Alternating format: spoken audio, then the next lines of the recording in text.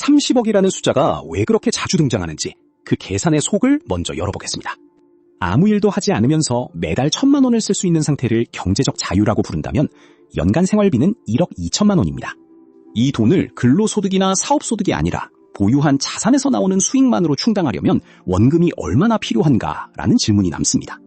연 5% 정도의 자산 수익률을 가정하면 30억 원에서 나오는 수익은 연 1억 5천만 원이고 여기서 금융소득에 붙는 세금을 감안하면 손에 남는 돈은 월 1,000만 원 안팎이라는 계산이 나옵니다. 다만 이 계산은 세율을 단순하게 잡은 결과이고 금융소득이 연 2천만 원을 넘어가면 초과분은 다른 소득과 합산돼 누진세율을 적용받기 때문에 실제 실수령액은 이보다 줄어들 수 있습니다. 그래서 30억은 그냥 큰돈의 상징이 아니라 노동을 멈춰도 지금의 생활 수준을 상당히 높게 유지할 수 있는 자본의 크기로 제시됩니다. 여기서 대부분의 시청자는 자연스럽게 결론을 내립니다. 그러면 결국 30억을 모아야 자유로워지는 것 아니냐는 생각입니다. 그런데 이 주제를 다룬 영상의 진짜 무게중심은 그 지점에 있지 않습니다. 불편한 진실은 이것입니다. 30억을 저축과 수익률 개선만으로 만들겠다는 계획은 자본이 작은 사람에게는 거의 작동하지 않는 계획이라는 사실입니다. 원금이 1,000만 원일 때 수익률을 5%에서 10%로 2배 올려봐야 손에 남는 차이는 연 50만 원입니다. 1억 원이어도 5%는 500만 원입니다. 수익률 몇 퍼센트를 다투는 노력은 자본이 커진 뒤에야 위력을 갖습니다. 그래서 질문은 30억이 있으면 무엇이 달라지느냐가 아니라 평범한 사람이 30억까지 어떻게 가속해서 갈 수 있느냐로 바뀝니다. 그 답을 설명하기 위해 하나의 사례가 등장합니다. 여기서부터는 숫자의 낙차 자체가 이야기의 중심입니다. 사람 A는 과거에 온라인 쇼핑몰을 운영하고 있었습니다. 동시에 유튜브에서는 온라인 쇼핑몰을 어떻게 운영하는지, 온라인에서 상품을 어떻게 판매하는지에 관한 콘텐츠를 만들고 있었습니다. 그러던 어느 날 영상 하나가 크게 터졌습니다. 조회수는 약 20만이었습니다. 영상 안에는 자신이 운영하는 쇼핑몰 정보도 잠깐 노출되었고 실제로 쇼핑몰 매출도 늘었습니다. 그런데 늘어난 매출은 약 50만 원이었습니다. 일반적인 시각에서 보면 이것도 나쁘지 않은 결과입니다. 광고비를 한 푼도 쓰지 않았는데 영상 하나로 50만 원의 추가 매출이 생겼기 때문입니다. 그래서 대부분은 이렇게 반응합니다. 유튜브 효과가 있으니 다음 영상에도 링크를 넣자. 홍보를 더 적극적으로 하면 100만 원도 팔 수 있겠다. 구매 전환율을 2배로 올려보자. 즉 현재의 구조는 그대로 둔 채 전환율만 만지려고 합니다. 그런데 사람 A의 생각은 정반대 방향으로 움직였습니다. 여기서 질문의 방향이 바뀌는 대목을 짚어야 합니다. 사람 A는 50만 원을 더 벌었다는 사실보다 20만 명이나 봤는데 매출 증가가 겨우 이 정도였다는 사실에 주목했습니다. 당시 경험적으로 쇼핑몰에 약 100명이 방문하면 1명 정도가 구매한다는 데이터를 알고 있었습니다. 50만 원어치 추가 구매를 역산하면 실제로 쇼핑몰까지 들어온 사람은 20만 명 중 극히 일부였다는 계산이 나옵니다. 그래서 잘못된 질문은 어떻게 하면 20만 명에게 꽃병을 더 많이 팔 수 있을까였고 사람 A가 던진 질문은 애초에 이 20만 명이 꽃병을 사러 내 콘텐츠를 보고 있는 사람들이 맞느냐였습니다. 이 질문이 왜 결정적이었는지는 상품 목록을 보면 드러납니다. 당시 쇼핑몰에서 팔던 것은 인테리어 소품, 예를 들면 꽃병 같은 상품이었습니다. 그런데 시청자가 그 채널을 찾아온 이유는 꽃병에 관심이 있어서가 아니었습니다. 사람들은 온라인 쇼핑몰을 어떻게 시작하는지, 어떻게 상품을 파는지, 온라인 사업으로 돈을 벌려면 무엇을 해야 하는지를 궁금해하고 있었습니다. 즉 그들이 원한 것은 쇼핑몰에서 판매되는 상품이 아니라 쇼핑몰을 운영하는 방법에 대한 지식이었습니다. 트래픽이 많다고 해서 뭐든 팔리는 건 아닙니다.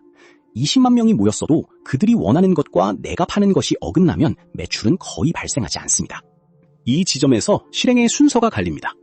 보통은 50만 원이 생기면 그것을 100만 원으로 만들 방법을 찾습니다. 썸네일을 개선하고 링크를 더 강조하고 상품 페이지를 고치고 가격을 할인하고 전환율을 올리는 식입니다. 그런데 여기서 강조되는 사고법은 한 단계 위에 있습니다. 전환율을 개선하기 전에 상품 자체가 이 고객에게 맞는지부터 확인하라는 것입니다. 그렇다면 팔아야 할 것도 달라집니다. 꽃병이 아니라 온라인 쇼핑몰을 잘하는 방법 자체가 상품이 되어야 한다는 결론입니다. 여기에는 또 하나 놓치기 쉬운 사실이 숨어 있습니다. 사람 A는 별도의 대규모 시장 조사를 실시하지 않았습니다.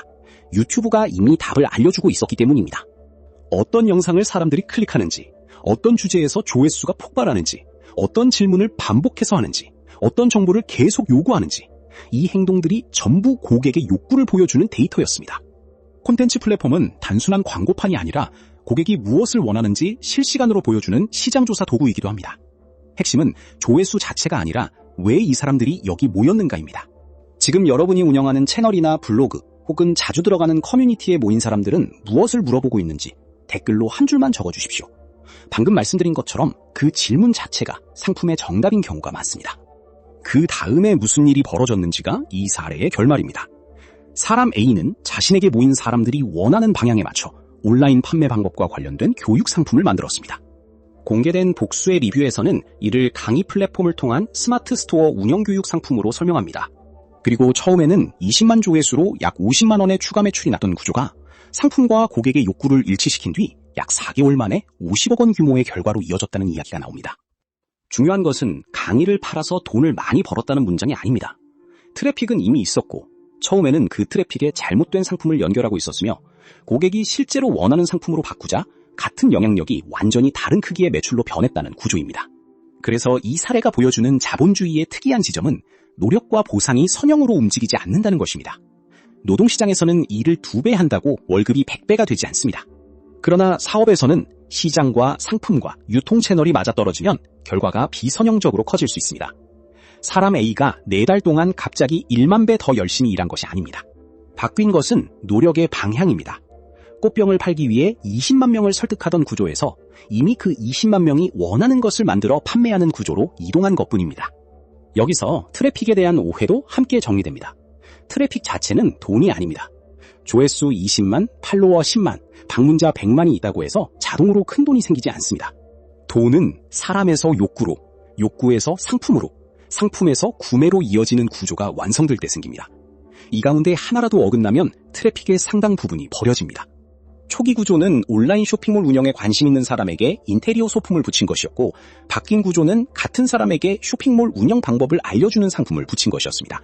고객이 콘텐츠를 소비하는 이유와 구매해야 하는 이유가 비로소 연결된 것입니다. 같은 실수는 지금도 반복됩니다. 많은 사람이 내가 가진 상품을 어떻게 더 많이 팔지를 먼저 묻습니다. 이 질문은 이미 상품이 옳다는 것을 전제로 깔고 있습니다. 더 중요한 질문은 내 앞에 모여있는 사람들이 지금 무엇을 사고 싶어 하는가입니다. 10만 명의 직장인이 퇴근 후 부업으로 월 100만 원 버는 법이라는 컨텐츠를 보고 있는데 그들에게 전혀 관련 없는 상품을 팔면서 왜 전환율이 낮은지 고민한다면 순서가 잘못된 것입니다. 사람은 자연스럽게 자신이 가진 것을 팔려고 합니다. 옷을 가지고 있으면 옷을, 꽃병을 가지고 있으면 꽃병을 팔려고 합니다. 그러나 시장은 내가 무엇을 가지고 있는지에 관심이 없습니다. 시장이 묻는 것은 그 상품이 내 문제를 해결해주느냐 하나뿐입니다. 사람 A에게 결정적이었던 순간도 정확히 여기였습니다. 나는 꽃병을 가지고 있다는 문장에서 이 사람들은 지금 무엇을 원하고 있는가라는 문장으로 시점이 이동한 순간 팔아야 할 상품 자체가 바뀌었습니다. 능력이 늘어난 것도 채널이 커진 것도 아니고 기준점이 나에게서 고객으로 넘어갔을 뿐입니다. 이 관점은 자산을 키우는 순서에도 그대로 들어맞습니다. 30억이라는 자본이 있으면 연 5%라는 평범한 수익률도 연 1억 5천만 원이라는 현금 흐름이 됩니다. 자산이 커질수록 큰 위험을 감수해 몇 배를 벌 필요성은 오히려 줄어듭니다. 반대로 자본이 거의 없는 사람에게 연 5% 안정적 투자는 훌륭한 자산관리 방법이지만 그것만으로 단기간의 경제적 자유 수준의 자산을 만들기는 어렵습니다. 그래서 자산이 작은 단계에서는 수익률을 극대화하는 문제보다 투자할 수 있는 원금을 만들어내는 능력이 훨씬 큰 변수로 작동합니다. 30억 이후에는 5%가 강력하지만 30억 이전에는 30억을 만드는 엔진을 어떻게 만들 것인가가 훨씬 큰 문제입니다. 그 엔진의 이름이 레버리지인데 이 단어도 흔히 오해됩니다. 사례에서 사용된 핵심 레버리지는 사람을 많이 부리는 것이 아니라 콘텐츠였습니다. 한 번 만든 영상이 20만 명에게 도달합니다. 사람 A가 20만 명을 직접 만나 설명한 것이 아닙니다. 한 번 만든 콘텐츠가 반복적으로 메시지를 전달하고 그 위에 디지털 형태의 교육 상품이 붙습니다. 하나 팔 때마다 처음부터 다시 만들어야 하는 물리적 제품과 달리 콘텐츠와 교육 상품은 반복 판매가 가능합니다. 콘텐츠의 확장성과 디지털 상품의 확장성이 결합되면서 한 사람의 시간만으로 만들 수 있는 매출의 한계를 넘어서게 됩니다. 그래서 조회수를 목표로 삼는 방식도 다시 봐야 합니다. 조회수가 같아도 시청자의 의도에 따라 경제적 가치는 완전히 달라집니다. 재미있는 영상 하나를 100만 명이 본 경우와 특정 문제를 해결하려고 10만 명이 찾아온 경우를 비교하면 사업에서는 후자가 더 큰 가치를 가질 수도 있습니다. 그러니 몇 명이 받는가 다음에는 반드시 이 사람들은 왜 받는가를 물어야 합니다. 그리고 이 사례에서 진짜 결정적이었던 것은 처음 발생한 50만 원을 성공 신호가 아니라 문제를 발견하는 데이터로 읽었다는 점입니다. 트래픽이 부족한가? 아니다. 20만이면 충분하다. 상품 페이지가 문제인가? 그보다 앞선 문제다.